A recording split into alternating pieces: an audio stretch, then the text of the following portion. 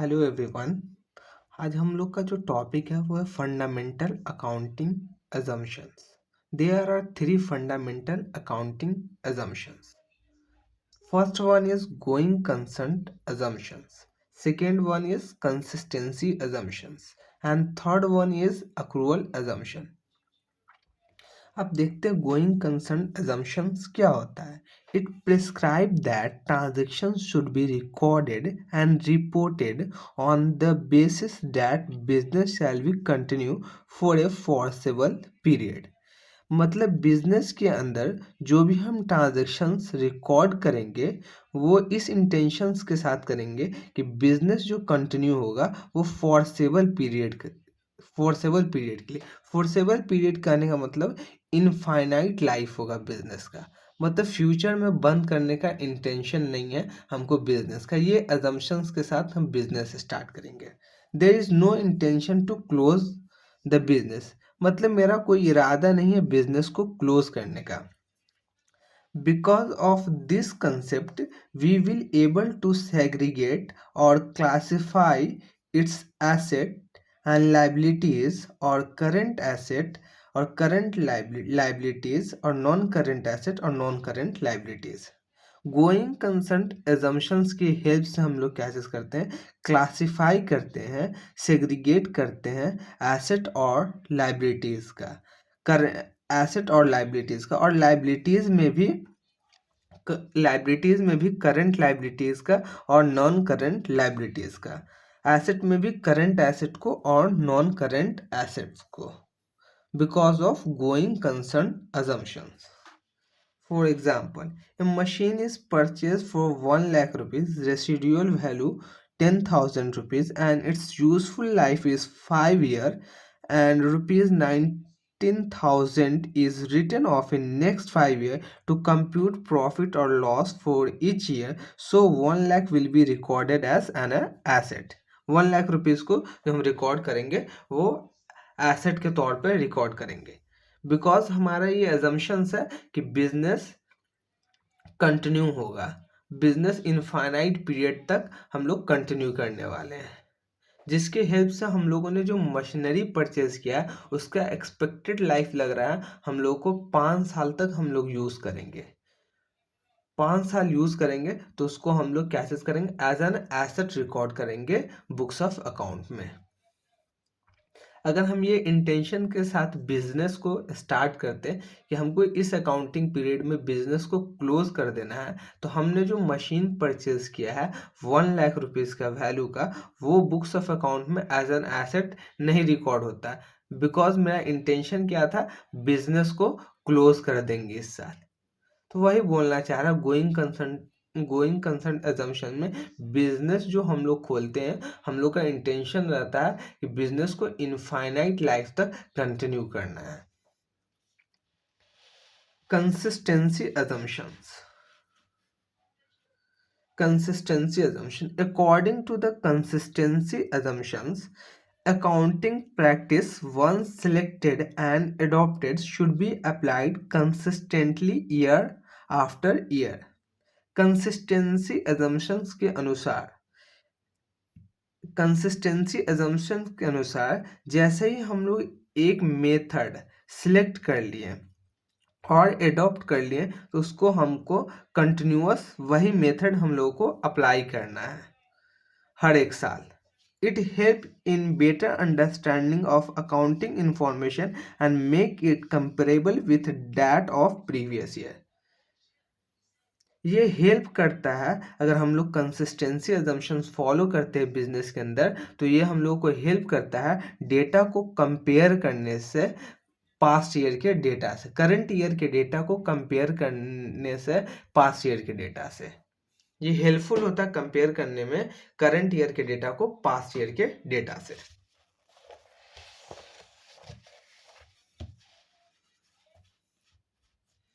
Two method of charging depreciation, WDV and SLM।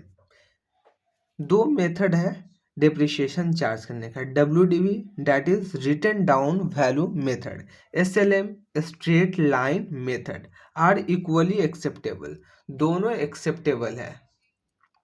Accounting standards के हिसाब से। According to this assumption method one selected should be applied consistently year after year to make financial statement comparable. Consistency assumptions क्या चीज बोलता है कि जैसे ही एक मेथड एडॉप्ट कर लो उसको हर साल वही मेथड आप यूज करो अपने बिजनेस के अंदर, सो दैट आपका जो फाइनेंशियल परफॉर्मेंस हो वो कंपेरेबल हो प्रीवियस ईयर के डेटा के साथ। ठीक है, इसके लिए हम लोगों ने एक एजम्पशन लिया है, सॉरी एक एग्जाम्पल लिया है। वो एग्जाम्पल क्या है कि मशीनरी परचेज किया 1 लाख रुपीज का, मशीनरी की रिलाइजेबल वैल्यू नील है, rate of depreciation 10% per annum, compute depreciation for first year and second year by SLM and WDV, and also find net profit if GP of 2 year is 1 lakh and 1 lakh. Cost of machinery given है, rate of depreciation given है, और हम लोग को depreciation compute करना है 2 साल का, फर्स्ट ईयर का एंड सेकेंड ईयर का, और ग्रॉस प्रॉफिट गिवन है दोनों साल का, फर्स्ट ईयर का एंड सेकेंड ईयर का। उसके हेल्प से हम लोग को नेट प्रॉफिट फाइंड करना है। ठीक है, तो working note number 1, computation of depreciation by SLM and WDV। Particulars SLM straight line method, WDV written down value method. First year में SLM मेथड के अंदर हम लोग डेप्रिशिएशन जो चार्ज करते हैं वो कॉस्ट ऑफ एसेट पे चार्ज करते हैं। तो यहाँ पे कॉस्ट ऑफ एसेट कितना है, 1 लाख रुपया है, तो 1 लाख का 10% 10,000 रुपया है। WDV के अंदर हम लोग डेप्रिशिएशन जो चार्ज करते हैं बुक वैल्यू ऑफ एसेट पे, written down book value full form होता है, मतलब इसके अंदर हम लोग डेप्रिशिएशन जो चार्ज करते हैं WDV के अंदर वो बुक वैल्यू ऑफ एसेट पे डेप्रिशिएशन चार्ज करते हैं। तो इस केस में, इस एग्जाम्पल में जो है फर्स्ट ईयर में जो मशीन परचेज किया गया 1 लाख रुपए का, यही क्या चीज होगा, बुक वैल्यू होगा। इस एग्जाम्पल के अंदर क्या चीज है, कॉस्ट ऑफ एसेट इक्वल है बुक वैल्यू ऑफ एसेट के। That means cost of machinery is equal to book value of machinery, that is 1 lakh rupees. तो 1 लाख का 10% 10,000 रुपीज आ गया। सेकेंड ईयर में SLM के अंदर कॉस्ट ऑफ एसेट पे डिप्रिशिएशन चार्ज किया जाता है। कॉस्ट ऑफ एसेट गिवन है 1 लाख रुपीज, तो 1 लाख रुपीज पे 10% हम लोगों ने चार्ज किया 10,000 रुपीज। ठीक, लेकिन रिटन डाउन वैल्यू मेथड में बुक वैल्यू ऑफ एसेट पे डिप्रिशिएशन चार्ज करते हैं। बुक वैल्यू ऑफ एसेट किस तरीके से फाइंड करते हैं, book value of asset find करते हैं cost of asset minus depreciation charge till date. तो cost of asset given problem में date is 1 lakh rupees and depreciation till date 10,000 rupees which is charge in first year, 10,000 rupees charge किए first year में। तो cost of book value of asset is 19,000 rupees, cost of asset minus depreciation till date equal to book value of asset, and book value of asset is 19,000, 1 lakh rupees minus 10,000 rupees, 19,000 का 10% that is 9,000 rupees. तो हम लोगों ने depreciation find कर लिया। Working number 2 पे आते हैं, computation of net profit.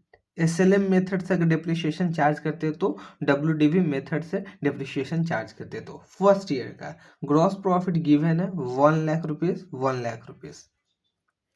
Depreciation first year का 10,000 SLM से 10,000 रुपीज हम लोगों ने डिप्रिशिएशन माइनस किया ग्रॉस प्रॉफिट से, तो हम लोग का नेट प्रॉफिट कितना आ गया 19,000 रुपीज। डिप्रिशिएशन क्यों लेस किया, डिप्रिशिएशन इसलिए लेस किया, ये हम लोग का इनडायरेक्ट एक्सपेंसेस होता है। इनडायरेक्ट एक्सपेंसेस जो होता है हम लोग ग्रॉस प्रॉफिट से लेस करते हैं। तो हम लोग का नेट प्रॉफिट फाइंड हो गया 9,000 रुपीज फर्स्ट ईयर का, अगर SLM मेथड अडॉप्ट करते हैं तो। WDV मेथड से देखते हैं, ग्रॉस प्रॉफिट गिवन है 1 lakh rupees and depreciation already computed है 10,000 रुपीज। ₹10,000 डेप्रिसिएशन लेस कर दिए तो नेट प्रॉफिट जो आ गया by WDV method ₹19,000। WDV method कहने का मतलब if we adopted WDV method then our net profit is 19,000। तो फर्स्ट ईयर में अगर हम लोग SLM मेथड अडॉप्ट करते हैं एंड WDV मेथड अडॉप्ट करते हैं तो दोनों सिचुएशन में दोनों मेथड के केस में हम लोग का प्रॉफिट सेम आ रहा है, दैट इज 90,000। अब सेकेंड ईयर पे आते हैं। सेकेंड ईयर का भी ग्रॉस प्रॉफिट गिवन है। ग्रॉस प्रॉफिट 1,00,000 ₹1,00,000, ठीक है, लेस डेप्रिशिएशन।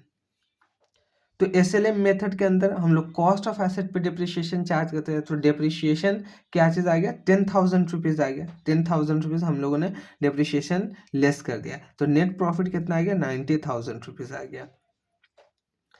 अब आते हैं WDV मेथड से। WDV मेथड में ग्रॉस प्रॉफिट गिवन प्रॉब्लम के अंदर ₹1,00,000, ठीक है, ₹1,00,000 ग्रॉस प्रॉफिट गिवन है and depreciation of second year is ₹9,000। ₹9,000 depreciation put किए तो नेट प्रॉफिट कितना आ गया हम लोगों का, ₹91,000। तो ₹1,000 का प्रॉफिट में डिफरेंस आ रहा है, ठीक है। क्यों डिफरेंस आ रहा है, क्योंकि हमने मेथड ऑफ डिप्रिशिएशन चेंज कर लिया, जिसकी वजह से क्या चीज़ आ गया, ₹1,000 का डिफरेंसेस आ रहा है। तो इसलिए बोलता है कंसिस्टेंसी अजम्पशन कि आपका फाइनेंशियल परफॉर्मेंस जो होगा वो कंपेरेबल नहीं होगा अगर आप हर साल मेथड ऑफ डिप्रिशिएशन चेंज कर रहे हैं या मेथड ऑफ अकाउंटिंग चेंज कर रहे हैं, तो आपका फाइनेंशियल स्टेटमेंट कंपेरेबल नहीं होगा। इसलिए आप कंसिस्टेंसी अजम्पशन फॉलो कीजिए, जो एक बार अडॉप्ट कर लीजिए उसको कंटिन्यू कीजिए बिजनेस के अंदर, मतलब हर साल वही मेथड यूज कीजिए, सिवाय अगर कोई ऐसा इमरजेंसी सिवाय सिवाय सिवाय अगर उसकी रिक्वायरमेंट नहीं है चेंज करने की, तो ठीक है। तो हम लोगों ने देख लिया कि ₹1,000 का प्रॉफिट में डिफरेंसेस आ रहा है। क्यों डिफरेंसेस आ रहा है, because of change in method of depreciation. तो हम लोग को क्या जरूरत है कि कंसिस्टेंसी अजम्पशंस फॉलो करना चाहिए, सो दैट हमारा financial performance and financial position comparable हो।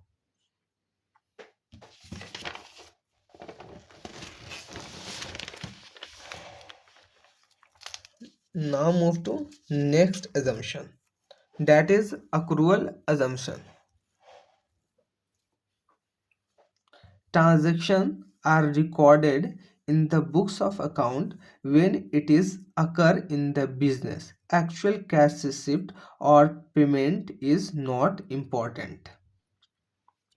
Accrual basis of accounting में ट्रांजेक्शन्स जो रिकॉर्ड किया जाता है जब वो बिजनेस के अंदर होता है, एक्चुअल कैश रिसिप्ट और पेमेंट इम्पोर्टेंट नहीं होता है, ठीक है।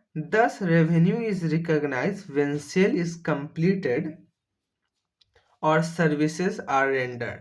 हम रेवेन्यू कम मान लेंगे, इनकम कम अपना रिकॉग्नाइज कर लेंगे जब गुड्स सेल कर देंगे और सर्विस के केस में सर्विसेज रेंडर कर देंगे। It is immaterial whether cash is received और नॉट। ये इम्पोर्टेंट नहीं है कि कैश रिसीव किए हैं या नहीं किए हैं। सिमिलरली सेम उसी तरीके से expenses are recognise as expenses in the accounting period in which the revenue related